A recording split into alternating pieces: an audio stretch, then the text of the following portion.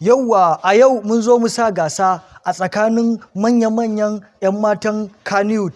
Za mu sa gasar rawa tsakanin Momi Gombe, Amal Umar, Khadija Mai Numfashi, Rakiya Musa. A yau za mu tsefe mu tantance wacce tafi wata iya rawa a tsakaninsu. Za mu fara da Momi Gombe. Momi Gombe, ina so ki min rawa ta gani ta faɗa. Bismillah. Ke kaɗai ce har ila yau ban canja layi ba.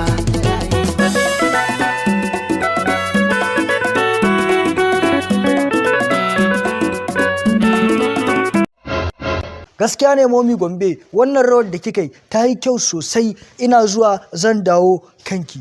Amal Umar, kin ga dai yanda Momi Gombe ta yi rawa mai kyau. Ina so ke ma ki tsaya ki mun rawa mai kyau ta gani ta faɗa, duk da na san cewa ke ɗin ma kin iya rawa. Bismillah.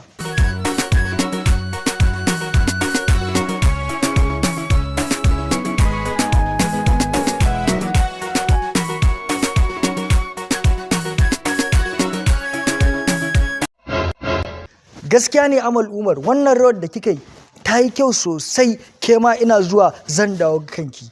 Khadija Mai Numfashi, ina so ki tsaya ki mun rawa ke ma ta gani ta faɗa, saboda masoyanki su san cewa ke ma fa kin iya. Bismillah. In aka ce mun an rabu da kai akwai aiki, zan maka soyayya. Ni ma zan maki soyayya. Gaskiya ne Khadija Mai Numfashi, wannan rawar da kika yi ke ma ta yi kyau sosai. Ina zuwa zan dawo kanki. Rakiya Musa, ke ce ta ƙarshe. Ina so ki tsaya ki mun rawa ta gani ta faɗa, duk da dai na san cewa kin iya rawa. Bismillah.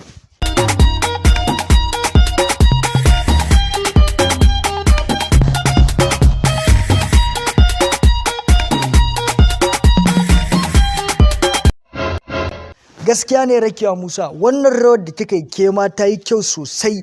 Ke ma ina zuwa zan dawo kanki. Masu kallo da sauraron mu, ku ya kamata na bawa alƙalanci. Kun ga dai yanda Momi Gombe ta yi rawa, Amal Umar ta yi rawa, Khadija Mai Numfashi ta yi rawa, Rakiya Musa ta yi rawa. To ku ya kamata ku tantance mana wace ce tafi wata iya rawa a tsakaninsu. Ku sa mana a comment section.